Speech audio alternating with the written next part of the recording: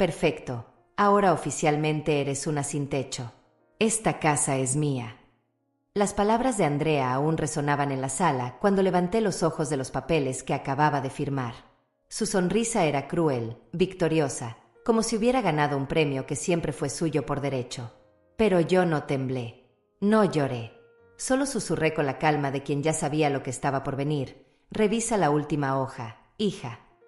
En ese momento, viendo su sonrisa vacilar, supe que los últimos 6 meses de observación silenciosa, de fingir que no percibía sus intenciones, de dejarla creer que era más inteligente que su vieja madre, habían valido la pena. Porque mientras ella planeaba robarme mi casa, yo había estado planeando algo mucho más grande. El silencio se extendió entre nosotras como una grieta que se hace cada vez más profunda. Podía ver cómo sus dedos temblaban ligeramente mientras pasaba las páginas, buscando esa última hoja que yo había mencionado. Su respiración se había vuelto más rápida, y por primera vez en meses, era ella quien parecía nerviosa. Yo permanecía sentada en mi silla favorita, esa de madera que mi esposo había comprado para mí hace 30 años, observando cómo el poder se desplazaba lentamente de sus manos a las mías. La mujer que está sentada aquí, mirando cómo su propia hija descubre que ha sido superada en su propio juego, es alguien que durante 71 años de vida aprendió que la paciencia es el arma más poderosa que puede tener una mujer. Soy Delia Gómez, y hasta hace 6 meses, fui la mujer que siempre dijo que sí. Sí a mi esposo cuando me pidió que dejara mi trabajo para cuidar la casa. Sí a mis hijos cuando necesitaban dinero para sus estudios. Sí a Andrea cuando me pidió que la ayudara con su divorcio. Sí, sí, sí, hasta que llegó el día en que mi propio sí se convirtió en mi peor enemigo. Pero déjenme contarles desde el principio, porque esta historia no comenzó con esos papeles sobre mi mesa de cocina. Comenzó 6 meses antes, cuando Andrea llegó a mi casa con lágrimas en los ojos y una historia que sonaba demasiado perfecta para ser verdad. Era un martes por la tarde de octubre, uno de esos días en que el aire todavía conserva el calor del verano, pero ya promete el frío del invierno. Yo acababa de terminar mi clase de yoga en línea, esa que tomaba desde que la pandemia me había enseñado que podía aprender cosas nuevas sin salir de casa, cuando escuché la puerta abrirse con esa urgencia que solo tienen las crisis familiares. Andrea entró sin llamar, como siempre hacía desde que se divorció y se mudó a vivir con sus 2 hijos en un apartamento del otro lado de la ciudad. Venía con el cabello despeinado, no el despeinado elegante que veían las mujeres de las revistas, sino el despeinado real de quien había estado llorando y pasándose las manos por la cabeza una y otra vez. Sus ojos estaban rojos, hinchados, y traía esa expresión de derrota que había perfeccionado durante los últimos meses. El sonido de sus tacones contra el piso de cerámica resonó en la casa vacía. Siempre había sido una casa llena de sonidos, las risas de los niños, la televisión, las conversaciones durante las comidas. Pero desde que enviudé hace 3 años, los sonidos se habían vuelto más escasos, más preciados. El sonido de los tacones de Andrea solía alegrarme, pero ese día, algo en su ritmo irregular me puso en alerta. «Mamá», me dijo, dejándose caer en el sofá de la sala con un suspiro que parecía salir desde lo más profundo de su pecho, «necesito hablar contigo sobre algo muy importante». Yo apagué mi computadora y me senté frente a ella, preparándome para otra de sus crisis. Durante los últimos 3 años, desde que se separó de Roberto, estas conversaciones se habían vuelto rutinarias como las oraciones antes de dormir. Siempre necesitaba algo: dinero para la renta, dinero para la escuela de los niños, dinero para arreglar su auto. Y yo siempre se lo daba, porque eso es lo que hacen las madres, ¿verdad? Porque al final del día, cuando todos se van, somos nosotras las que quedamos responsables de que todo funcione, de que todos estén bien, de que la familia siga siendo familia. «¿Qué pasó ahora, mija?», le pregunté, aunque ya sabía que la respuesta involucraría dinero de alguna manera. Siempre era dinero, o problemas que se resolvían con dinero, o favores que al final terminaban costando dinero. «Mamá, estoy muy preocupada por ti», comenzó, y esas palabras me tomaron por sorpresa como un golpe suave pero inesperado. No esperaba que la conversación fuera sobre mí. Hacía tanto tiempo que nuestras conversaciones giraban alrededor de sus necesidades, de sus problemas, de su vida complicada, que escuchar mi nombre en sus labios con esa tonalidad de preocupación me desarmó completamente. «Ayer estuve hablando con Patricia del banco. ¿Te acuerdas de ella? Fue compañera mía en la secundaria». Asentí, aunque vagamente recordaba a Patricia. Una chica flaca con brackets que solía venir a casa para hacer tareas cuando Andrea tenía 15 años. Ahora trabajaba en el banco, según me había contado Andrea en alguna conversación anterior. Me dijo que hay muchos estafadores que se aprovechan de las personas mayores, que llegan a sus casas, se hacen pasar por del gobierno o del banco, y les roban todo. Mamá, no puedo dormir pensando en que algo así te pueda pasar. La forma en que lo dijo, con esa voz quebrada y esos ojos llenos de preocupación, me tocó el corazón de una manera que no había sentido en mucho tiempo. Mi hija se preocupaba por mí.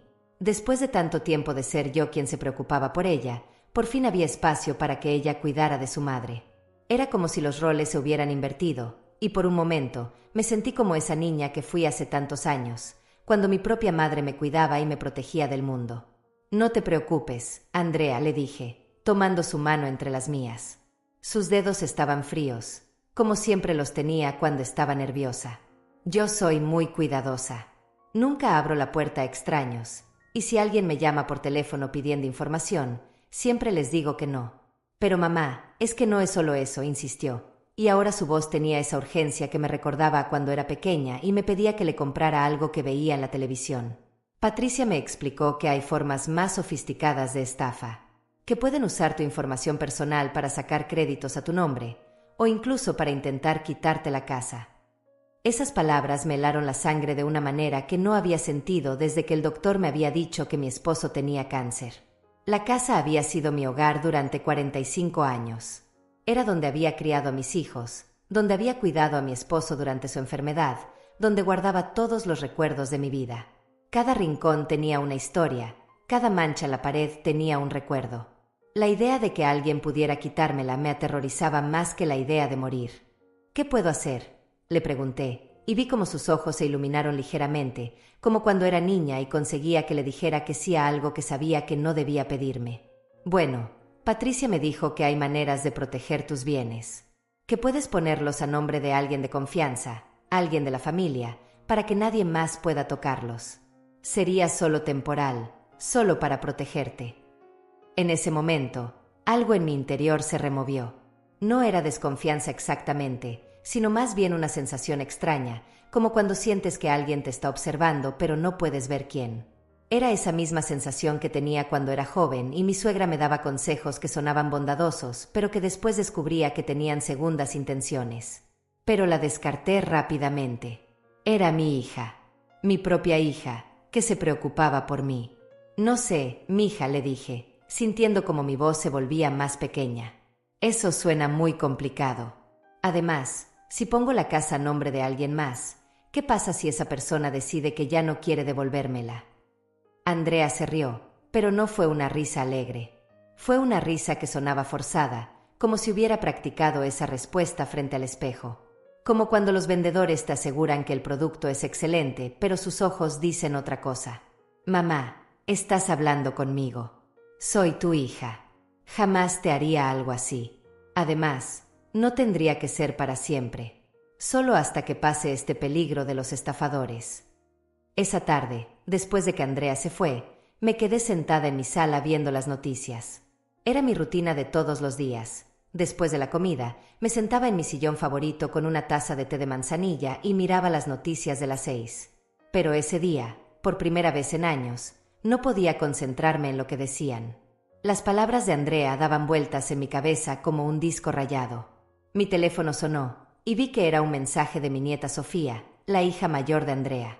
Abuela, ¿puedes enviarme 50 pesos para el proyecto de la escuela? Mamá dice que no tiene dinero hasta el viernes. El mensaje venía acompañado de 3 emojis de carita triste y un corazón. Sofía había aprendido bien de su madre el arte de pedir dinero con cara de ángel. Le envié el dinero inmediatamente, como siempre hacía. Pero mientras escribía mi respuesta, me di cuenta de algo. Andrea me había dicho que estaba preocupada por mi seguridad financiera, por los estafadores que podrían robarme, pero al mismo tiempo, ella y sus hijos seguían pidiéndome dinero regularmente. ¿No era contradictorio? Durante las siguientes semanas, Andrea volvió al tema una y otra vez. Siempre con la misma preocupación, siempre con la misma urgencia. Me traía recortes de periódicos sobre estafas a personas mayores, me enviaba mensajes de WhatsApp con noticias sobre robos de identidad, me llamaba para contarme historias de sus amigas que habían sido víctimas de fraudes. «Mamá, mira esto», me decía, mostrándome su teléfono. «Aquí dice que una señora de 75 años perdió toda su casa porque unos estafadores la convencieron de que firmara unos papeles». Cada historia era más aterradora que la anterior. Cada noticia me hacía sentir más vulnerable, más desprotegida. Lentamente, casi sin darme cuenta, empecé a sentir que efectivamente estaba en peligro, que mi casa, mi seguridad, mi futuro estaban amenazados por fuerzas invisibles que yo no podía controlar. Y ahí estaba Andrea, mi hija, ofreciéndome una solución. Pero había algo más que me molestaba, algo que no podía definir con precisión. Era la manera en que Andrea me miraba cuando hablaba de proteger mis bienes, como si supiera algo que yo no sabía, como si estuviera actuando en una obra de teatro y yo fuera la única que no tenía el guión. Una mañana, mientras preparaba mi desayuno, recibí una llamada de mi hermana Esperanza, que vive en Guadalajara. Esperanza es 5 años menor que yo, pero siempre ha sido la más práctica de las dos. «Delia, ¿cómo estás? Hace semanas que no hablamos», me dijo con esa voz alegre que siempre me alegraba el día. «Bien, hermana. Aquí, preocupándome por cosas que quizás no debería preocuparme», le respondí, y antes de darme cuenta, le estaba contando todo sobre las preocupaciones de Andrea y su propuesta de proteger mis bienes. Esperanza me escuchó en silencio, y cuando terminé de hablar, hubo una pausa larga al otro lado de la línea. «Delia», me dijo finalmente, «¿no te parece extraño que justo ahora que Andrea tiene problemas económicos, aparezca con esta preocupación por tu seguridad financiera?» Sus palabras me golpearon como agua fría. «¿Qué quieres decir?» «Hermana, tú siempre has sido muy cuidadosa con el dinero. Nunca has sido víctima de estafas. ¿Por qué ahora, de repente, estarías en peligro? Y más importante, ¿por qué la solución sería poner todo a nombre de Andrea?» Esa noche no pude dormir. Las palabras de Esperanza resonaban en mi cabeza, mezclándose con las lágrimas de preocupación de Andrea, con sus historias de estafadores, con su insistencia en que yo estaba en peligro. Por primera vez en semanas, traté de ver la situación desde afuera, como si fuera la historia de otra persona. Si mi vecina me contara que su hija, que tenía problemas económicos, de repente se había preocupado mucho por su seguridad financiera y le había propuesto poner todos sus bienes a su nombre para protegerla, ¿qué le aconsejaría? La respuesta me llegó clara y dolorosa. Le diría que tuviera cuidado, que eso sonaba a manipulación. A la mañana siguiente, hice algo que no había hecho en meses. En lugar de esperar a que Andrea me llamara o viniera a visitarme, yo fui a visitarla. Llegué a su apartamento sin avisar, con una caja de pan dulce de la panadería que le gustaba cuando era niña. «Mamá, qué sorpresa», me dijo cuando abrió la puerta, pero pude ver que no era una sorpresa agradable. Había algo en su expresión, una tensión que trataba de ocultar. Su apartamento estaba más desordenado de lo usual. Había cajas apiladas en una esquina, y sobre la mesa de la cocina estaban esparcidos varios papeles que parecían facturas. Sofía y Miguel, mis nietos, estaban en sus cuartos, probablemente haciendo tareas. «¿Cómo están los niños?», le pregunté, tratando de mantener la conversación ligera. «Bien, mamá. Sofía necesita lentes nuevos y Miguel quiere entrar al equipo de fútbol de la escuela, pero…». Su voz se apagó y vi cómo sus ojos se dirigían hacia los papeles de la mesa. «¿Pero qué, mija?» «Pero todo cuesta dinero, mamá. Los lentes, el equipo de fútbol, la renta que subió otra vez. A veces siento que no puedo con todo esto». Por primera vez en semanas, vi a mi hija real, no a la mujer preocupada por mi seguridad que había estado visitándome. Vi a la madre soltera que luchaba por salir adelante, que se levantaba todos los días a enfrentar un mundo que cada vez era más caro y más difícil. «Andrea», le dije, tomando su mano, «si necesitas ayuda, solo tienes que pedírmela. Siempre te he ayudado, siempre lo haré. Pero no necesitas inventar historias de estafadores para que yo te dé dinero». Su rostro cambió inmediatamente. La máscara de preocupación desapareció, y por un momento vi pánico en sus ojos. «No sé de qué hablas, mamá. Yo no inventé nada. Realmente estoy preocupada por ti. Hija, he vivido 71 años. No soy tonta. Sé cuando alguien me está mintiendo, incluso cuando esa persona es mi propia hija». Se hizo un silencio tenso entre nosotras. Podía escuchar el reloj de pared marcando los segundos, el sonido de la televisión de los vecinos, las voces de mis nietos en sus cuartos. Está bien, dijo finalmente, y su voz sonaba diferente, más dura. Necesito dinero, mucho dinero, y no solo para los gastos normales. ¿Para qué más? Tengo deudas, mamá, deudas que no te había contado. Cuando me divorcié, Roberto se quedó con todo, y yo tuve que pedir dinero prestado para poder mudarme con los niños. Ahora me están cobrando intereses que no puedo pagar. Finalmente, la verdad. Después de semanas de historias sobre estafadores y preocupaciones por mi seguridad, la verdad real y cruda. ¿Cuánto necesitas?, le pregunté. Mamá, no es solo cuánto necesito ahora. Es que voy a seguir necesitando. Los niños están creciendo, van a querer ir a la universidad, van a necesitar tantas cosas. Y yo no puedo dárselas. Entonces me pides ayuda cuando la necesites. Para eso estoy. Pero mamá, tú no vas a vivir para siempre, dijo, y esas palabras me dolieron más de lo que esperaba. ¿Qué va a pasar con los niños cuando tú ya no estés? ¿Qué va a pasar conmigo? Ahí estaba, la conversación que toda madre viuda teme tener. La conversación sobre la muerte, sobre la herencia, sobre el futuro sin ella. Andrea, cuando yo muera, tú y tu hermano van a heredar todo lo que tengo. Está en mi testamento. Pero mamá, eso podría ser en muchos años. Los niños me necesitan ahora. Yo te necesito ahora. La trampa estaba cerrándose lentamente. Ya no se trataba de protegerme de estafadores. Se trataba de que ella necesitaba mi dinero y mi casa ahora, no después de mi muerte. Entonces, ¿qué propones?, le pregunté, aunque ya sabía la respuesta. Que pongas la casa a mi nombre ahora. Así yo podría pedir un préstamo usando la casa como garantía, resolver mis deudas, y cuando tú te vayas, no habría problemas legales ni trámites complicados. Ahí estaba, finalmente, la verdadera propuesta. No protección contra estafadores, sino un préstamo usando mi casa como garantía. Mi hogar de 45 años, convertido en una forma de pagar las deudas de mi hija. Necesito pensarlo, le dije, levantándome para irme. Mamá, no hay mucho tiempo. Los intereses siguen creciendo cada día. Cuando llegué a mi casa esa tarde, me senté en mi sillón favorito y por primera vez en meses, no encendí la televisión. Solo me quedé ahí, en el silencio, pensando en todo lo que había pasado. En las mentiras, en las medias verdades, en la manipulación disfrazada de amor filial. Y fue entonces cuando decidí que era hora de llamar a Alma del Valle. Alma del Valle siempre había sido la persona más directa que conocía. Cuando trabajábamos juntas en la oficina de contabilidad, hace más de 20 años, ella era la única que se atrevía a decirle a los jefes cuando estaban equivocados. Era la única que no sonreía cuando no tenía ganas de sonreír. Por eso, cuando marqué su número esa noche, sabía que me diría exactamente lo que pensaba, sin adornos ni mentiras piadosas. Delia, ¿qué tal? Hacía tiempo que no me llamabas, me dijo cuando contestó. Su voz sonaba igual que siempre, fuerte y segura. Alma, necesito que me ayudes con algo muy importante. Pero no puede saberlo nadie más, especialmente Andrea.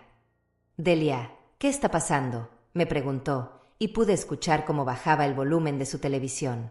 Creo que mi hija está planeando algo contra mí, le dije, y por primera vez en semanas, sentí que podía respirar con libertad. Le conté todo. Las visitas de Andrea, las historias sobre estafadores, la propuesta de poner la casa a su nombre, y finalmente, la conversación de esa tarde donde había admitido que necesitaba dinero para pagar deudas. Alma me escuchó sin interrumpir, y cuando terminé, hubo un silencio largo. Delia, me dijo finalmente, ¿tú qué sientes en el corazón sobre todo esto? Siento que mi hija me está mintiendo. Siento que está tratando de manipularme. Pero también siento que soy una mala madre por pensar eso. Eres una madre que ha dado todo por sus hijos durante toda la vida. Eso no te convierte en mala madre. Te convierte en humana. Y los humanos a veces cometen errores, incluso con las personas que más aman. ¿Qué debo hacer? Primero, no hagas nada todavía. No firmes nada, no prometas nada. Segundo, vamos a averiguar exactamente cuál es la situación real de Andrea. Y tercero, vamos a protegerte. ¿Cómo? Déjamelo a mí. Mañana voy a hacer algunas llamadas. Tengo contactos en el banco donde trabajaba Patricia. Voy a averiguar si realmente han estado aconsejando a la gente que ponga sus propiedades a nombre de sus hijos para protegerlas de estafadores. Esa noche dormí mejor de lo que había dormido en semanas. Por primera vez en mucho tiempo, no estaba sola con mis preocupaciones. Alma estaba de mi lado. Al día siguiente, Alma me llamó temprano por la mañana. Delia, hablé con 3 personas del banco. Ninguna de ellas ha escuchado jamás que aconsejen poner propiedades a nombre de familiares para protegerlas de estafadores. De hecho, me dijeron que eso es exactamente lo opuesto de lo que recomiendan. ¿Qué quieres decir? Que la historia que te contó Andrea sobre Patricia del banco es mentira. El banco nunca da ese tipo de consejos. Sentí como si me hubieran dado una bofetada. Una cosa era sospechar que mi hija me estaba mintiendo, y otra muy diferente era tener la confirmación. Pero eso no es todo, continuó Alma. También hice otras averiguaciones. ¿Sabías que Andrea solicitó un préstamo al banco hace 2 meses y se lo negaron? No, no sabía. Le pidieron garantías que no pudo dar. Una propiedad, específicamente. Todo empezaba a tener sentido. Andrea no había inventado lo de los estafadores por casualidad. Había inventado una historia que la llevara exactamente a donde necesitaba llegar, conseguir que yo pusiera mi casa a su nombre para poder usarla como garantía de un préstamo. Alma, ¿qué hago? Es mi hija. No puedo simplemente dejarla que se hunda. Nadie te está pidiendo que la dejes hundirse, pero tampoco puedes dejar que te hunda a ti. Delia, si pones tu casa a nombre de Andrea y ella pide un préstamo usando la casa como garantía, ¿sabes qué pasa si no puede pagar? No, que el banco se queda con tu casa. Tu casa, Delia, tu hogar de 45 años. Esas palabras me helaron la sangre. No había pensado en esa posibilidad. En mi mente, ayudar a Andrea significaba que después de resolver sus problemas, ella me devolvería la casa. Pero Alma tenía razón. Si Andrea no podía pagar el préstamo, el banco tomaría mi casa. Entonces, ¿qué sugiere que haga? Sugiero que juguemos un poco, que le sigamos el juego a Andrea, pero con nuestras propias reglas. Durante los siguientes días, Andrea incrementó la presión. Me llamaba todas las mañanas para preguntarme si había tomado una decisión. Me enviaba mensajes con más noticias sobre estafadores. Incluso trajo a mis nietos a visitarme, y pude ver cómo les había dicho que preguntaran por qué me veía preocupada. Abuela, mamá dice que estás triste porque hay gente mala que quiere robarte la casa, me dijo Sofía con sus ojos grandes llenos de preocupación. No te preocupes, mija, le dije, abrazándola. La abuela está bien. Pero por dentro, me dolía profundamente que Andrea hubiera involucrado a los niños en su manipulación. El viernes por la tarde, Andrea llegó a mi casa con una carpeta llena de papeles. Mamá, traje los documentos para la transferencia. Patricia me ayudó a prepararlos. Solo necesitas firmar aquí y aquí, me dijo, señalando líneas marcadas con pequeñas flechas amarillas. ¿Ya está todo listo?, le pregunté, fingiendo sorpresa. Sí, mamá. Así no perdemos más tiempo. Entre más rápido lo hagamos, más rápido estarás protegida. Tomé los papeles y los revisé cuidadosamente. Efectivamente, eran documentos de transferencia de propiedad. Mi casa, que había comprado con mi esposo hace 45 años, donde había criado a mis hijos, donde había cuidado a mi marido durante su enfermedad, pasaría a ser propiedad de Andrea. Andrea, le dije, estos papeles no dicen nada sobre protección contra estafadores. Dicen que te estoy dando mi casa. Bueno, sí, técnicamente la casa estaría a mi nombre, pero solo para protegerte. Ya te lo expliqué. Y si tú tienes problemas económicos y necesitas pedir un préstamo, podrías usar esta casa como garantía. Vi cómo su rostro cambió ligeramente. Bueno, técnicamente sí, pero yo nunca haría eso sin consultarte. Pero legalmente podrías hacerlo. Si la casa está a tu nombre, legalmente es tuya. Mamá, ¿por qué estás haciendo estas preguntas? No confías en mí. Ahí estaba. La pregunta que había estado evitando durante semanas. ¿Confiaba en mi hija? La respuesta me dolía, pero era clara. No, no confiaba en ella. No en este momento, no con esto. Necesito unos días más para pensarlo, le dije. Mamá, no tenemos días más. Cada día que pasa eres más vulnerable. Andrea, he vivido 71 años sin ser víctima de ningún estafador. Creo que puedo vivir algunos días más. Esa noche, mientras cenaba sola como todas las noches desde que enviudé, tomé una decisión. Si Andrea quería jugar, yo también jugaría. Pero jugaría para ganar. Llamé a Alma. ¿Estás segura de que quieres hacer esto?, me preguntó. Completamente segura. Está bien. Mañana por la mañana vamos a ver a Mauricio Telles. Mauricio Telles había sido el abogado de mi esposo durante años. Era un hombre mayor, de confianza, que había manejado nuestro testamento y algunos asuntos legales cuando compramos la casa. Si alguien podía ayudarme a protegerme de mi propia hija, era él. El sábado por la mañana, Alma pasó por mí y fuimos juntas al despacho de Mauricio. Le expliqué toda la situación, las mentiras de Andrea, la presión para que firmara los papeles, mis sospechas sobre sus verdaderas intenciones. Señora Delia, me dijo Mauricio después de escucharme, lo que su hija está haciendo tiene un nombre legal: abuso financiero de personas mayores. Es un delito. Pero es mi hija. Y eso hace que sea aún más doloroso, pero no menos delictivo. Sin embargo, entiendo que usted no quiere proceder legalmente contra ella. ¿Qué quiere que hagamos?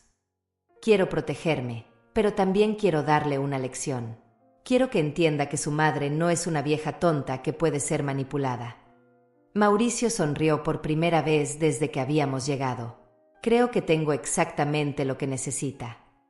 Durante las siguientes 2 horas, Mauricio me explicó un plan que era simple pero brillante. Prepararíamos documentos que parecerían dar a Andrea lo que quería, pero que en realidad me protegerían completamente. La clave, me explicó, está en los detalles que ella no va a leer. Va a estar tan emocionada de conseguir lo que quiere, que no va a revisar la letra pequeña. El lunes por la mañana, llamé a Andrea. Hija, he decidido que tienes razón. Quiero proteger mis bienes. ¿Puedes venir esta tarde para firmar los papeles? Mamá, qué bueno. Voy para allá inmediatamente. No, mejor en la tarde. Quiero revisar todo una vez más con calma. Esa tarde, cuando Andrea llegó con sus papeles, yo tenía los míos esperándola en la mesa de la cocina. Andrea, revisé los documentos que trajiste, pero mi amiga Alma me aconsejó que mejor usáramos estos otros que preparó un abogado. Dice que son más seguros. Vi cómo Andrea revisaba rápidamente los papeles.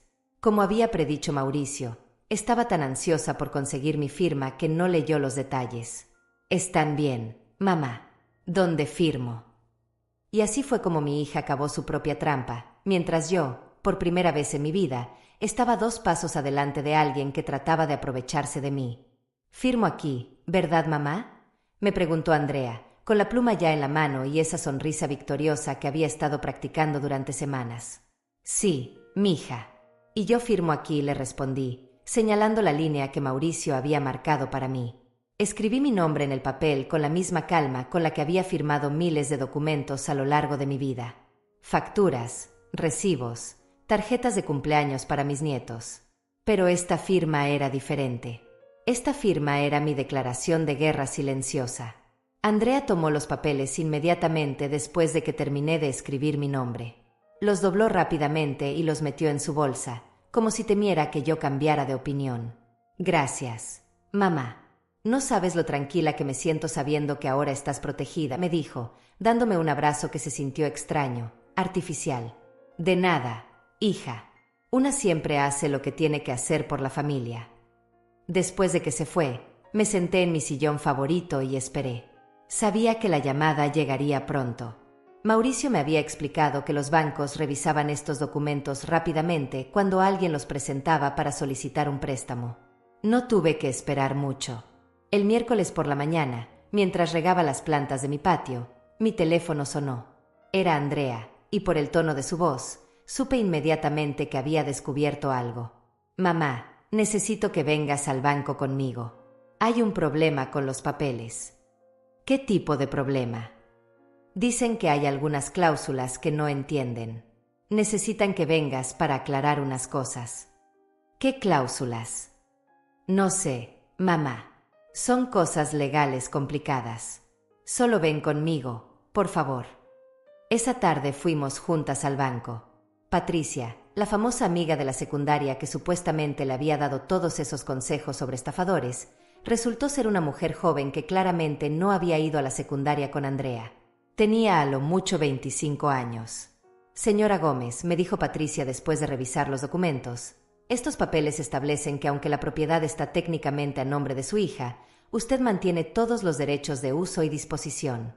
Su hija no puede vender, hipotecar o usar esta propiedad como garantía sin su consentimiento por escrito. Vi como el rostro de Andrea se puso pálido. Pero eso no puede ser, dijo. Los papeles dicen que la casa es mía. Técnicamente sí, continuó Patricia, pero con tantas restricciones que prácticamente siguen siendo de su madre. Es como si fuera la dueña nominal, pero sin ningún poder real sobre la propiedad. ¿Qué significa eso?, preguntó Andrea, aunque por su expresión era claro que ya sabía la respuesta. Significa que no puede usar esta propiedad como garantía para un préstamo.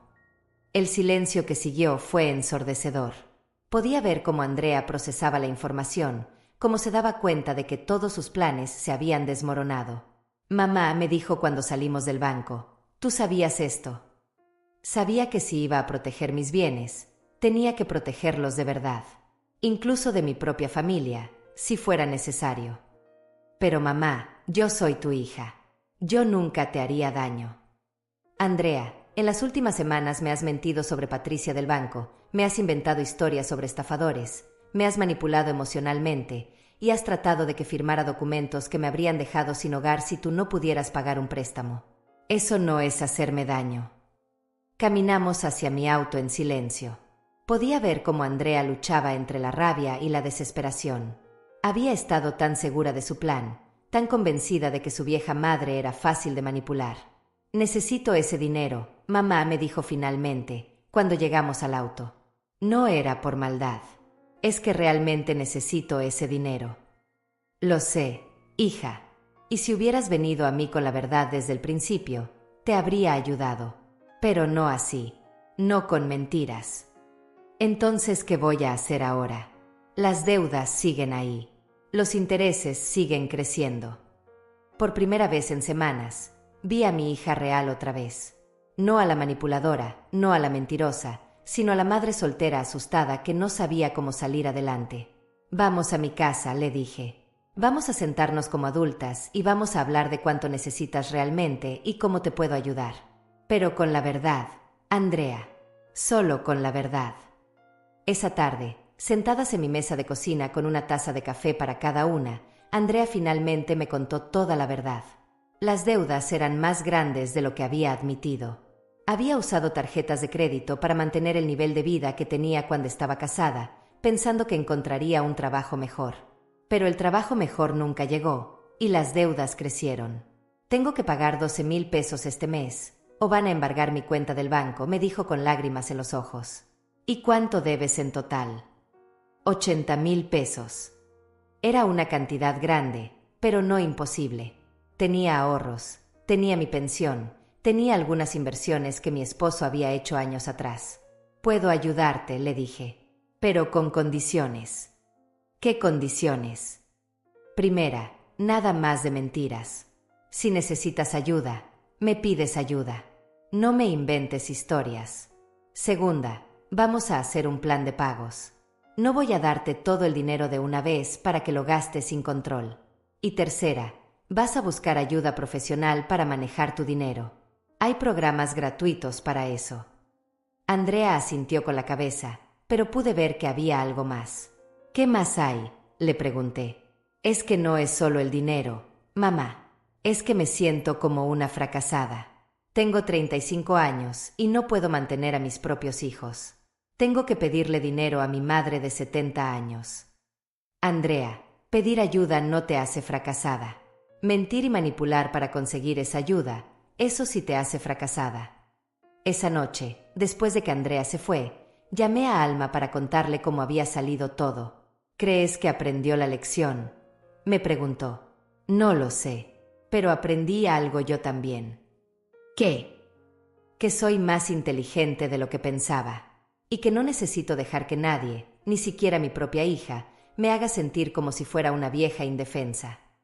Pero mi celebración duró poco, porque 3 días después, Andrea regresó a mi casa con una actitud completamente diferente. Ya no era la hija arrepentida que había llorado en mi mesa de cocina.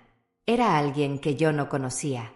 Mamá me dijo, he estado pensando en todo esto, y creo que fuiste muy cruel conmigo. ¿Cruel? Sí, yo soy tu hija. Cuando necesito ayuda, deberías dármela sin condiciones, sin trucos legales, sin humillarme en el banco. Y ahí fue cuando supe que la guerra apenas estaba comenzando. Mamá, tienes que entender algo, me dijo Andrea, caminando por mi sala como si fuera suya. Yo no soy una extraña pidiendo limosna. Soy tu hija. Todo lo que tienes algún día será mío de todas formas. Sus palabras me golpearon como una bofetada fría. Era la primera vez que escuchaba a mi hija hablar sobre mi muerte como si fuera una transacción comercial pendiente. Andrea, siéntate. Necesitamos hablar de esto con calma. No, mamá. Ya hablamos suficiente. Ya jugaste tus jueguitos legales. Ahora es mi turno de hablar. Se detuvo frente a mí con los brazos cruzados, una postura que no había visto desde que era adolescente y me desafiaba por algo. ¿Sabes que me di cuenta después de ir al banco? Que tú sabías exactamente lo que estabas haciendo. Que me dejaste hacer todo el trabajo, conseguir los papeles, planear todo, solo para humillarme al final. Te dejé mostrarme quién eras realmente, le respondí. ¿Y quién soy, mamá? ¿Una mala hija? ¿Una estafadora? Eso es lo que piensas de mí. Pienso que eres una mujer desesperada que tomó decisiones equivocadas. Estoy desesperada porque tengo una madre que tiene dinero pero prefiere guardárselo mientras sus nietos no pueden tener lo que necesitan. Andrea, te ofrecí ayuda. Te dije que podíamos hacer un plan. Un plan, con condiciones, con controles, como si fuera una niña. Mamá, yo debería poder disponer de esa casa ahora. Los niños la van a necesitar. Yo la voy a necesitar. Ahí estaba otra vez. No se trataba de protegerme de estafadores. Se trataba de que ella sentía que mi casa ya le pertenecía. La casa es mía mientras yo esté viva, le dije con una firmeza que me sorprendió a mí misma. Pero tú ya estás vieja, mamá. ¿Qué va a pasar cuando no puedas cuidarla? Cuando necesites que alguien te cuide. Va a ser muy costoso. ¿Y de dónde va a salir ese dinero? Sus palabras tenían un filo cruel que me hizo temblar. Estaba amenazándome sutilmente con abandonarme cuando la necesitara. Andrea, creo que es mejor que te vayas ahora. ¿Me vas a correr de la casa donde crecí? De la casa que va a ser mía. Te voy a pedir que te vayas de mi casa porque no me gusta cómo me estás hablando. Se rió, pero no fue una risa alegre. Fue una risa amarga, llena de desprecio. Está bien, mamá, pero piénsalo bien. Piensa en quién va a estar ahí cuando realmente me necesites.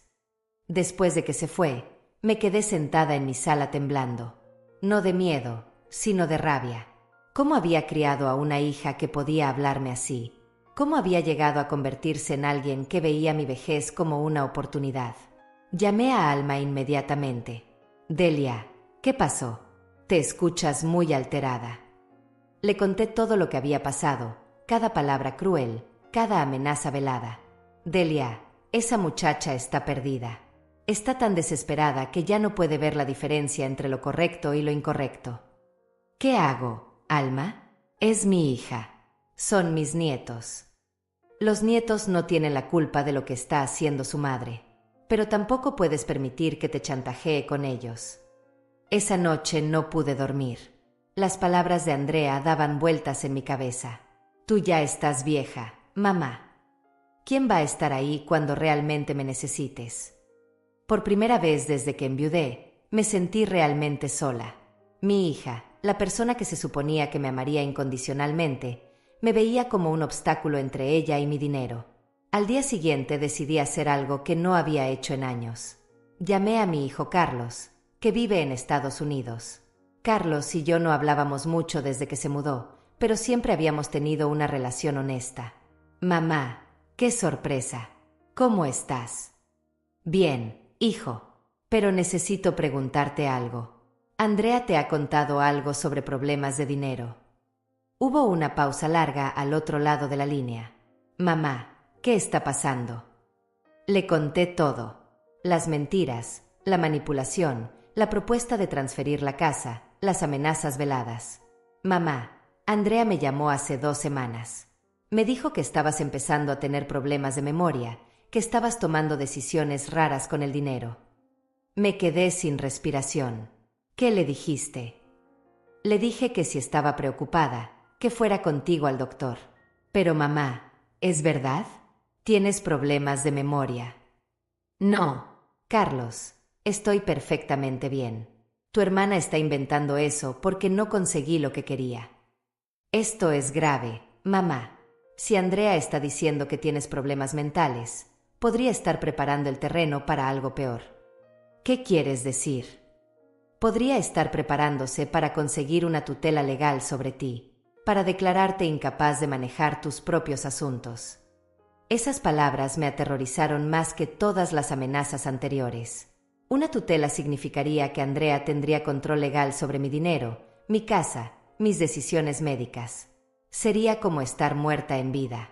Carlos, ¿qué puedo hacer? Primero, ve al doctor. Hazte todos los exámenes necesarios para demostrar que estás perfectamente bien. Segundo, documenta todo lo que ha estado pasando. Y tercero, mamá, considera hablar con un abogado sobre cambiar tu testamento. No quiero desheredar a tu hermana. No se trata de desheredarla. Se trata de protegerte mientras estés viva. Esa tarde fui al consultorio de mi doctor de toda la vida, doctor Ramírez. Le expliqué la situación y le pedí que me hiciera todos los exámenes necesarios para demostrar que mi mente estaba perfectamente clara. Señora Delia, me dijo después de examinarme, usted está en excelente condición mental para su edad. Su memoria está bien, su capacidad de razonamiento está bien y definitivamente es capaz de tomar sus propias decisiones. Doctor, ¿puede darme un documento que diga eso? Por supuesto. Y también voy a recomendarle que vea a un especialista para una evaluación más completa, solo para que tenga toda la documentación necesaria. Durante los siguientes días, me convertí en una mujer con una misión. Visité especialistas, recopilé documentos médicos, escribí un diario detallado de todo lo que había pasado con Andrea. Mauricio me ayudó a organizar todo legalmente. Señora Delia, me dijo Mauricio, con toda esta documentación, nadie podría nunca declarar que usted no es competente para manejar sus asuntos. Pero mientras yo me protegía legalmente, Andrea estaba planeando su siguiente movimiento. Y resultó ser más cruel de lo que había imaginado. El viernes por la tarde, Sofía y Miguel llegaron a mi casa llorando. Abuela, me dijo Sofía entre sollozos, mamá dice que tú ya no nos quieres, que por eso no nos das dinero para nuestras cosas. ¿Qué? Dice que te volviste egoísta y que prefieres guardar tu dinero que ayudar a tu familia. Era la última gota. Andrea había cruzado la línea que nunca debería haber cruzado. Había involucrado a mis nietos. Había llenado sus cabecitas inocentes con mentiras sobre su abuela. Niños, les dije, abrazándolos. Su mamá está muy confundida ahora. La abuela los ama más que a nada en el mundo y jamás dejaría de quererlos. Pero esa noche, sola en mi casa, tomé la decisión más difícil de mi vida. Era hora de mostrarle a Andrea que su madre no era una vieja indefensa. Era hora de contraatacar. El lunes por la mañana hice algo que nunca había hecho en mi vida. Contraté a un investigador privado. Mauricio me había recomendado a un hombre llamado Roberto Sánchez, que se especializaba en casos de abuso financiero familiar. Señora Delia, me dijo Roberto en su oficina, lo que vamos a hacer es documentar todo lo que su hija ha estado haciendo. Cada mentira, cada manipulación, cada intento de presión. Necesitamos evidencia sólida. ¿Para qué? Para protegerla si ella decide escalar esto. Si está diciendo que usted tiene problemas mentales, es posible que trate de conseguir una orden judicial para revisar su capacidad mental. Necesitamos estar preparadas. Durante esa semana, Roberto investigó todo sobre Andrea. Sus deudas reales, sus intentos de conseguir préstamos, sus conversaciones con abogados sobre tutelas. Lo que descubrió me dejó sin aliento. Su hija consultó con 3 abogados diferentes sobre cómo conseguir una tutela sobre usted, me informó Roberto el viernes. Les dijo que usted está empezando a tener demencia y que está tomando decisiones financieras irracionales. Pero yo acabé de hacerme todos los exámenes. Estoy perfectamente bien. Eso lo sabemos nosotros. Pero ella está construyendo un caso falso. También encontré algo más inquietante. ¿Qué? Ha estado hablando con un tasador sobre el valor de su casa y con una inmobiliaria sobre ponerla en venta. Sentí como si el piso se moviera bajo mis pies. Andrea no solo quería mi casa como garantía para un préstamo. Quería venderla. Vender mi casa. Aparentemente, su plan era conseguir la tutela, declarar que usted necesita cuidados especializados, vender la casa para pagar esos cuidados y quedarse con el dinero restante. Era peor de lo que había imaginado. Mi propia hija había planeado no solo robarme mi casa, sino internarme en algún lugar y quedarse con todo mi dinero. ¿Qué hago ahora?, le pregunté a Roberto. Ahora vamos a darle una lección que nunca olvidará. Esa tarde, Andrea llegó a mi casa acompañada de un hombre que no conocía. Mamá, te presento al doctor Hernández. Es un especialista en problemas de memoria. Vino a hacerte algunas preguntas. No necesito ningún especialista, le dije. Mi doctor dice que estoy perfectamente bien. Mamá, últimamente has estado muy confundida. Lo de los papeles del banco, las cosas raras que dices. Creemos que necesitas ayuda. El doctor Hernández se acercó con una sonrisa condescendiente que me hizo hervir la sangre. Señora Delia, solo queremos asegurar que esté recibiendo el cuidado que necesita. ¿Puede decirme qué día es hoy? Doctor Hernández, le dije con mi voz más firme, antes de responder sus preguntas, me gustaría ver su credencial médica y saber quién está pagando por esta consulta. Vi cómo Andrea y el doctor intercambiaron miradas nerviosas. Señora, esto es solo una evaluación informal, dijo él. Nada en mi casa es informal, doctor. Y definitivamente nada relacionado con mi salud mental es informal. En ese momento, sonó el timbre. Era Mauricio, quien había llegado exactamente como habíamos planeado. Buenas tardes, dijo Mauricio entrando a la sala. Soy el abogado de la señora Delia. ¿Puedo preguntar qué está pasando aquí? El doctor Hernández se puso pálido. Nosotros, solo estábamos. Doctor, interrumpió Mauricio, ¿tiene usted autorización legal para evaluar a mi cliente? ¿Tiene una orden judicial? No, pero... Entonces le sugiero que se retire inmediatamente. Y Andrea se volvió hacia mi hija. Usted también tiene que irse. Esta es la casa de mi madre, gritó Andrea. Y su madre le está pidiendo que se vaya, respondió Mauricio calmadamente. Después de que se fueron, Mauricio y yo nos sentamos en mi sala. ¿Cómo sabías que iban a venir hoy?, le pregunté. Roberto ha estado vigilando a su hija. Sabíamos que había contratado a este doctor falso para tratar de conseguir evidencia de que usted no está mentalmente capacitada. Doctor falso. Roberto investigó. El hombre se hace pasar por psiquiatra, pero solo tiene una licencia para ser consejero matrimonial. No está calificado para diagnosticar demencia. Esa noche, sola en mi casa, me di cuenta de que ya no reconocía a mi hija. La mujer que había criado, que había alimentado, que había cuidado cuando estaba enferma, se había convertido en una extraña dispuesta a destruir mi vida por dinero. Pero también me di cuenta de algo más. Yo era más fuerte de lo que había creído. Durante semanas había sentido que estaba siendo víctima de Andrea, pero ahora entendía que tenía poder. Tenía inteligencia, tenía recursos, tenía amigos leales como Alma y profesionales como Mauricio que me apoyaban. Al día siguiente, hice algo que Andrea nunca esperó. La cité en el despacho de Mauricio para una reunión familiar. ¿Para qué quieres que vaya ahí?, me preguntó por teléfono. Para hablar sobre el futuro de la familia. Creo que es hora de que tengamos una conversación honesta. Mamá, si quieres hablar, podemos hablar en tu casa. No. Andrea, esta conversación va a ser en territorio neutral, con testigos. El miércoles por la tarde, Andrea llegó al despacho de Mauricio acompañada de un abogado que había contratado. Yo estaba ahí con Mauricio, Roberto el investigador y Alma como testigo. Andrea, comencé. Durante las últimas semanas has mentido, manipulado y amenazado. Has tratado de robarme mi casa, has inventado historias sobre mi salud mental y has usado a tus propios hijos para chantajearme emocionalmente. Mamá, yo solo. No he terminado de hablar. Mi voz sonaba diferente, más fuerte, más autoritaria. Roberto aquí presente ha documentado todo lo que has estado haciendo. Tus consultas con abogados sobre tutelas, tus conversaciones con tasadores e inmobiliarias, tu intento de usar un doctor falso para declararme incompetente. Vi cómo el rostro de Andrea se ponía cada vez más pálido. Ahora vas a escuchar mis condiciones, continué. Primero, vas a dejar de decirle a la gente que tengo problemas mentales. Segundo, vas a dejar de involucrar a mis nietos en tus problemas financieros.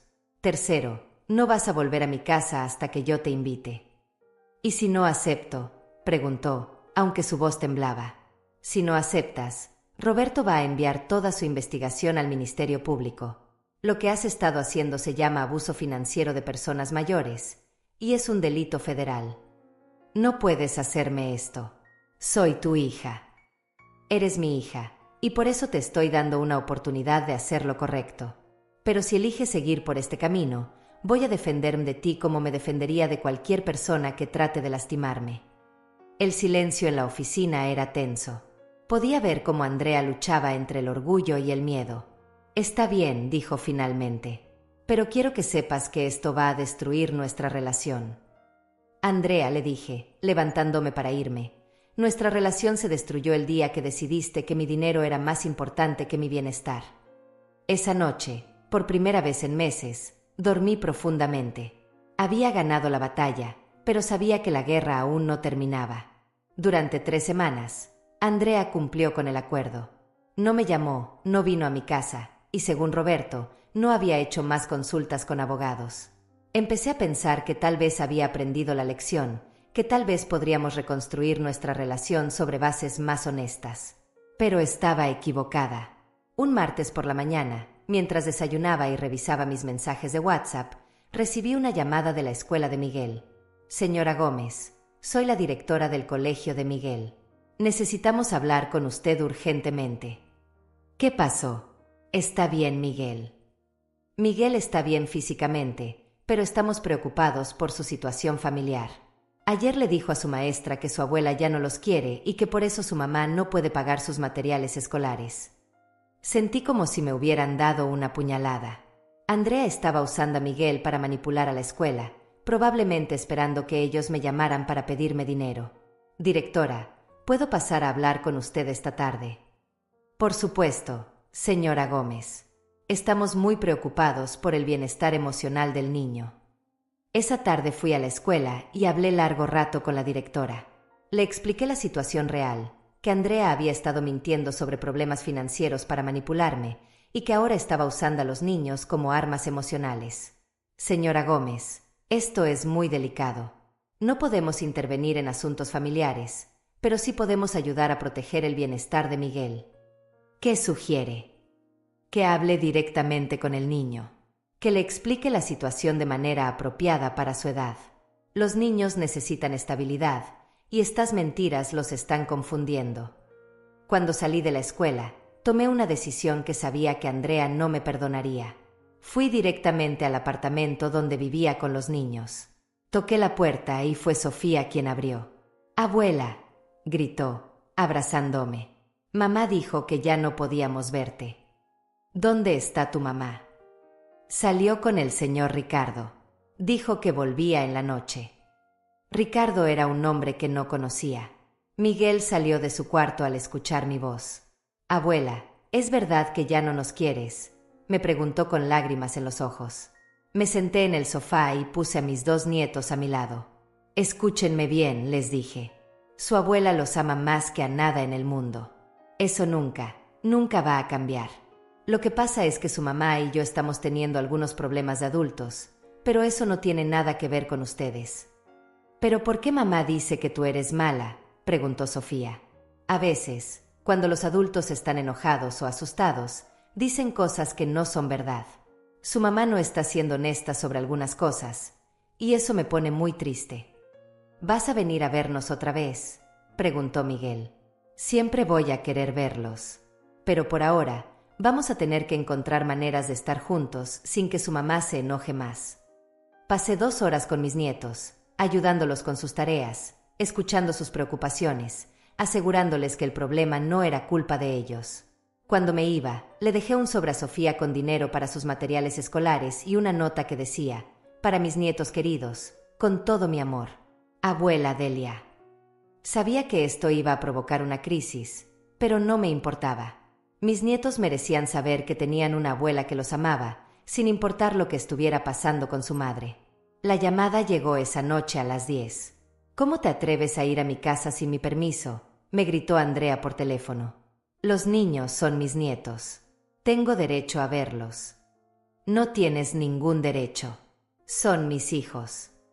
Y son niños que están sufriendo porque su madre los está usando como peones en un juego de adultos. Mamá, si vuelves a acercarte a mis hijos sin mi permiso, voy a conseguir una orden de restricción contra ti. Hazlo, Andrea, pero ten en cuenta que si vas a corte, yo también voy a ir, y voy a llevar toda la evidencia de lo que has estado haciendo. Me estás amenazando. Te estoy diciendo la verdad. Si quieres escalar esto, estoy preparada. Pero piénsalo bien, ¿realmente quieres que un juez sepa cómo has estado tratando a tu madre? Después de colgar, llamé a Alma. Delia, ¿estás segura de que quieres llegar tan lejos? Alma, esos niños están siendo lastimados emocionalmente. Sofía me preguntó si era verdad que ya no los quería. ¿Cómo puede una madre hacerle eso a sus propios hijos? Tienes razón, pero ten cuidado. Cuando alguien está tan desesperado como Andrea, puede hacer cosas impredecibles. Alma tenía razón. Al día siguiente, Andrea hizo algo que no esperaba. Llegó a mi casa acompañada de Carlos, mi hijo. Mamá, me dijo Carlos en cuanto entraron, Andrea me ha contado cosas muy preocupantes. Me dice que has estado actuando de manera extraña, que has contratado investigadores privados, que has amenazado con demandarla. ¿Eso te dijo? Me dijo que está muy preocupada por ti, que cree que alguien te está influenciando para que actúes contra tu propia familia. Miré a Andrea, que estaba parada detrás de Carlos con una expresión de falsa preocupación. Carlos, le dije, siéntate. Necesitas escuchar toda la historia. Durante la siguiente hora, le conté a Carlos todo lo que había pasado. Las mentiras sobre los estafadores, el intento de robar mi casa, las amenazas, la manipulación de los niños. Carlos me escuchó en silencio, y pude ver cómo su expresión cambiaba de preocupación a shock y finalmente a rabia. Andrea, le dijo finalmente a su hermana, ¿es cierto todo esto? Carlos, mamá está exagerando. Yo solo estaba tratando de protegerla.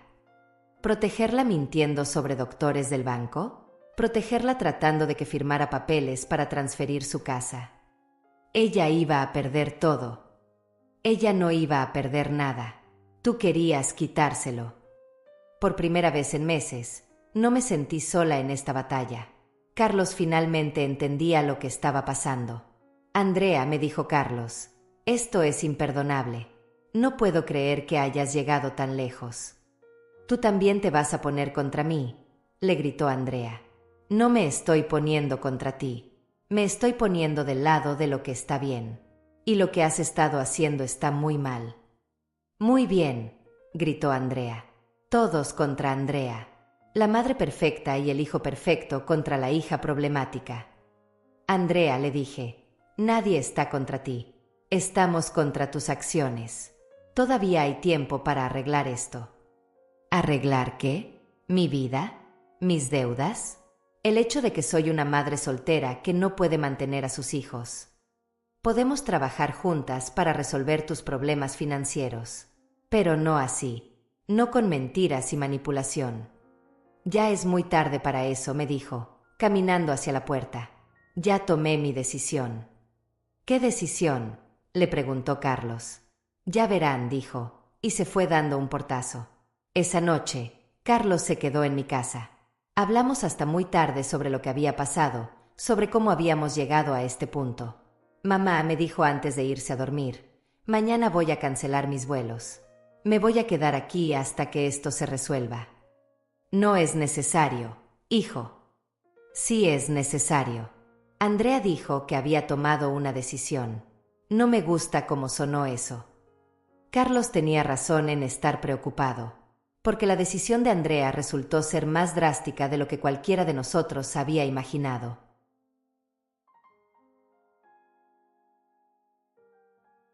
La decisión de Andrea llegó el viernes por la mañana en forma de una citación judicial.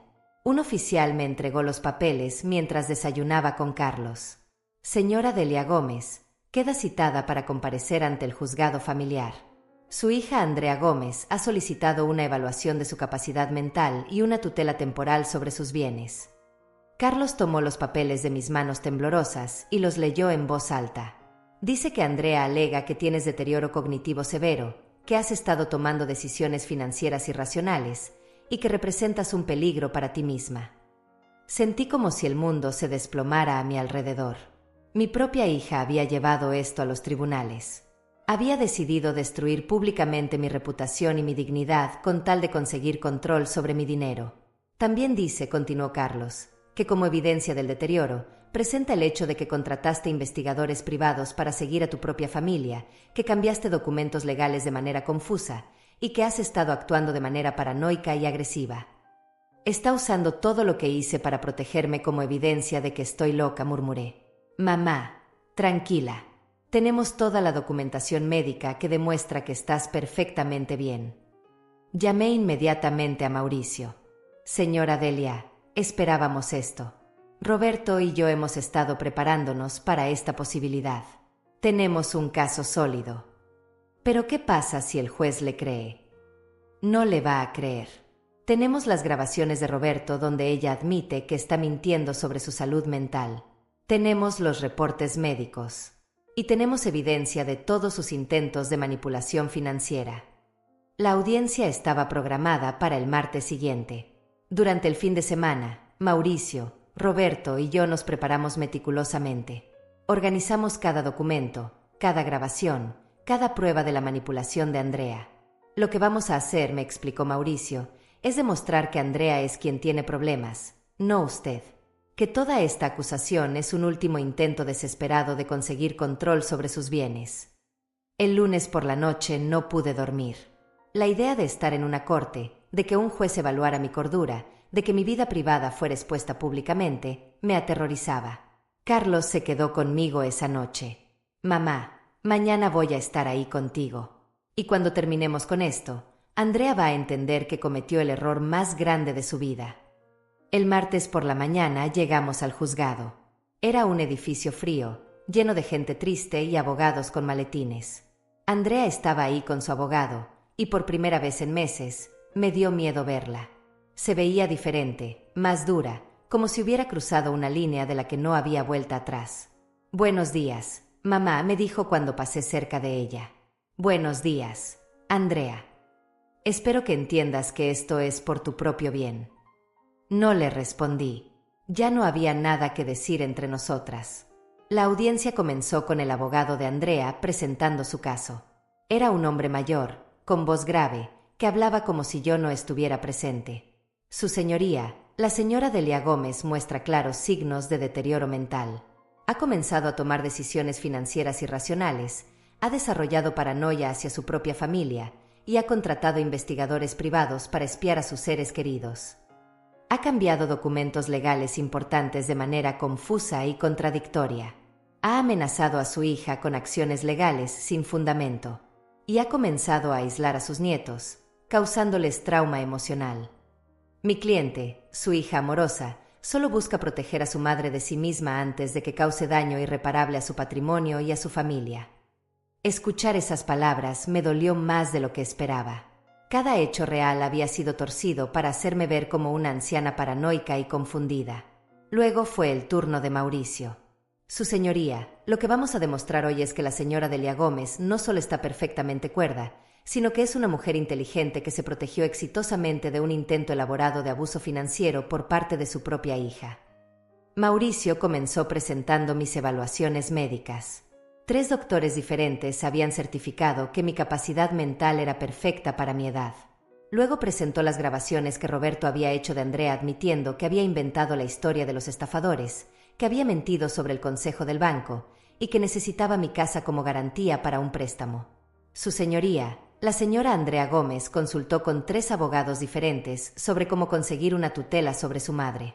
Habló con tasadores e inmobiliarias sobre vender la casa de su madre. Contrató a un doctor falso para que evaluara a su madre sin autorización legal.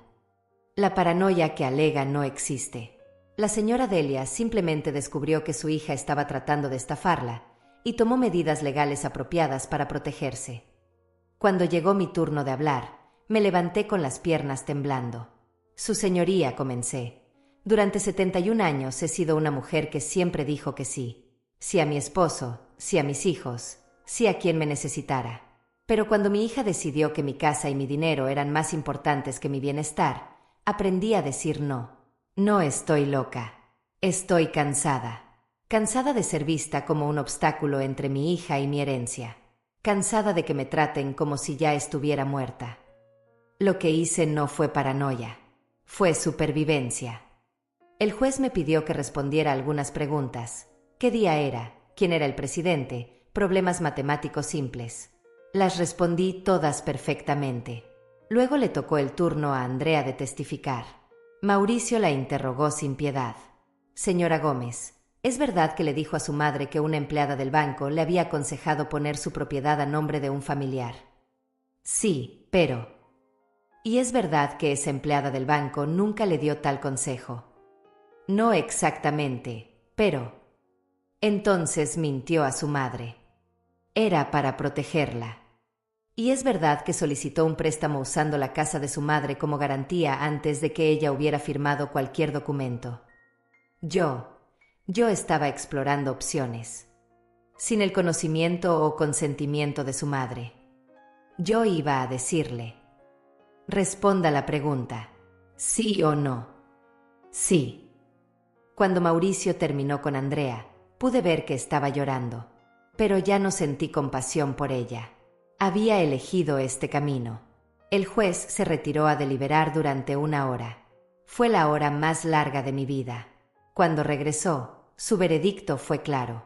La corte encuentra que la señora Delia Gómez está en pleno uso de sus facultades mentales. No solo eso, sino que demostró una inteligencia y capacidad de juicio excepcionales al protegerse de lo que claramente constituyó un intento de abuso financiero. La solicitud de tutela es denegada.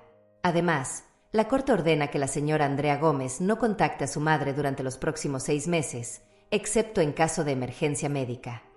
Y señora Gómez, me dijo el juez mirándome directamente, lamento que haya tenido que pasar por esto. Ninguna madre debería tener que defenderse de sus propios hijos en una corte. Cuando salimos del juzgado, Andrea me esperaba en los escalones. Mamá, me dijo con lágrimas en los ojos, perdóname, no sabía cómo más. Andrea, le dije, deteniéndome frente a ella, tuviste muchas oportunidades de hacer esto de la manera correcta. Elegiste la peor. ¿Qué va a pasar ahora? Ahora vas a vivir con las consecuencias de tus decisiones. Y yo voy a vivir mi vida en paz. Fue la última vez que hablé con mi hija durante mucho tiempo. Los primeros días después de la audiencia fueron extraños. Por primera vez en meses, mi teléfono no sonaba con llamadas desesperadas de Andrea. No había mensajes manipulativos en mi WhatsApp. No había visitas inesperadas con historias inventadas. El silencio era tanto un alivio como un recordatorio doloroso de lo que había perdido. Carlos se quedó conmigo 1 semana más antes de regresar a Estados Unidos. Mamá, ¿estás segura de que estarás bien sola? Me preguntó la noche antes de su vuelo. Hijo, no he estado sola. He estado acompañada por personas que me aman de verdad, como tú, como Alma, como Mauricio. Eso es muy diferente a estar rodeada de gente que solo quiere algo de ti. ¿Y los nietos? Esa era la pregunta que más me dolía. Sofía y Miguel estaban pagando el precio de las decisiones de su madre. Voy a encontrar la manera de seguir siendo su abuela, pero no de la manera desesperada en que lo hacía antes. 2 semanas después de la audiencia, recibí una llamada inesperada. Era Sofía. Abuela, estoy en casa de mi amiga María. ¿Puedes venir a recogerme? ¿Qué pasó, mija? Mamá está muy enojada. Ha estado llorando y gritando desde que llegó del juzgado. Dice que tú la odias y que por eso no podemos verte más. Le pedí la dirección y fui por ella inmediatamente. Cuando llegué, Sofía corrió hacia mí y me abrazó con fuerza. Abuela, es verdad que ya no nos puedes ver. El juez dijo que tu mamá y yo no podemos hablar durante un tiempo. Pero eso no significa que yo no los ame. ¿Podemos vivir contigo? Esa pregunta me partió el corazón. Mija, ustedes tienen que estar con su mamá. Ella los ama, solo que está muy confundida ahora.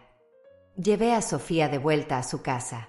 Andrea salió a recibirla con los ojos rojos de tanto llorar. No deberías estar aquí, me dijo. Sofía me llamó. Está asustada. Está asustada porque tú destruiste nuestra familia. No, Andrea. Está asustada porque su madre está actuando como una niña que no consiguió lo que quería. No discutimos más. Solo le entregué a Sofía y me fui. Durante las siguientes semanas, establecí una nueva rutina. Retomé mis clases de yoga, me inscribí en un curso de computación para personas mayores, empecé a ir a un grupo de lectura en la biblioteca. Redescubrí quién era cuando no estaba constantemente preocupándome por los problemas de otros. Alma y yo nos hicimos aún más cercanas. Almorzábamos juntas 2 veces por semana, íbamos al cine, caminábamos en el parque. Delia, te ves diferente, me dijo un día. Te ves más joven. Tenía razón. Me sentía más liviana, como si hubiera estado cargando un peso durante años sin darme cuenta. Un mes después, Mauricio me llamó con noticias interesantes. Señora Delia, Andrea vendió su apartamento y se mudó con los niños a un lugar más barato. Al parecer, finalmente está enfrentando sus problemas financieros de manera realista. ¿Cómo están los niños? Según mis fuentes, están bien. Han empezado terapia familiar. Quizás Andrea está finalmente entendiendo el daño que causó. 2 meses después de la audiencia, mientras compraba verduras en el mercado, me encontré con Miguel. Estaba con la mamá de uno de sus compañeros de clase. «Abuela», gritó, corriendo hacia mí. «Miguel, ¿cómo estás, mi amor? Te extraño mucho. Mamá dice que no podemos verte, pero yo quiero verte». La mamá de su amigo me reconoció y se acercó. «Señora Gómez, soy Carmen, la mamá de Diego. Miguel habla mucho de usted». Miguel es un niño maravilloso. Señora, no sé qué pasó en su familia, pero Miguel siempre dice que su abuela es la persona más inteligente que conoce. Esas palabras me llenaron el corazón de una manera que no había sentido en meses. Cuando se cumplieron los 6 meses de la orden judicial, no sabía si Andrea trataría de contactarme. La respuesta llegó en forma de una carta entregada por correo. Mamá, decía la carta, sé que no tengo derecho a pedirte perdón después de todo lo que hice. Sé que traté de robarte tu casa, que mentí, que manipulé, que involucré a los niños en algo que nunca debería haberlos involucrado. He estado en terapia estos meses. Mi terapeuta me ayudó a entender que lo que te hice no fue solo por el dinero. Fue porque estaba celosa de tu independencia, de tu fuerza, de que pudieras vivir sola y ser feliz mientras yo me sentía como un fracaso. No espero que me perdones, pero quiero que sepas que he conseguido un trabajo mejor, que estoy pagando mis deudas poco a poco, y que los niños están bien. Sofía pregunta por ti todos los días. Si algún día puedes encontrar en tu corazón un espacio para volver a confiar en mí, estaré aquí. Pero si no puedes, lo entenderé. Guardé la carta en mi mesa de noche y no la respondí inmediatamente. Necesitaba tiempo para procesar mis sentimientos. 3 semanas después, hice algo que me sorprendió a mí misma. Fui a la escuela de Miguel a la hora de salida. Cuando me vio, corrió hacia mí gritando «¡Abuela!», tan fuerte que todos en el patio se voltearon a mirar. «¿Puedo llevarte a casa?», le pregunté. «Sí, pero primero tengo que llamar a mamá». Miguel llamó a Andrea desde mi teléfono. «Mamá, la abuela está aquí. ¿Puedo ir con ella a su casa?». Podía escuchar la voz de Andrea al otro lado, pero no las palabras. «Dice que está bien», me dijo Miguel. Esa tarde, Miguel y yo fuimos a mi casa. Hicimos galletas, jugamos cartas y hablamos de la escuela. No mencionamos nada de lo que había pasado entre su mamá y yo. Cuando lo llevé de vuelta a su casa, Andrea salió a recibirlo. Gracias, me dijo simplemente. Es mi nieto, le respondí. Mamá, ¿podemos hablar algún día? Algún día, le dije. Cuando ambas estemos listas. Ahora, 6 meses después, veo a mis nietos una vez por semana. Andrea y yo nos saludamos cortésmente cuando nos vemos, pero aún no hemos tenido esa conversación profunda que ambas sabemos que necesitamos tener. Tal vez la tengamos algún día. Tal vez no. He aprendido que no puedo controlar las decisiones de otras personas, ni siquiera las de mi propia hija. Lo que sí puedo controlar es mi propia vida.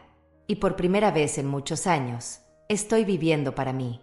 Esta mañana me desperté a las 7, desayuné tranquilamente mientras leía las noticias en mi tablet, y luego me tomé una selfie para enviarla a mi grupo de WhatsApp de la clase de yoga. En la foto se ve una mujer de 71 años con una sonrisa genuina, no la sonrisa forzada de alguien que trata de complacer a todos. Alma me respondió inmediatamente: «Te ves radiante, amiga». Y tenía razón. Me veo radiante porque por fin, después de muchos años, era yo la que decidía a quién cuidar. Y elegí cuidarme a mí misma.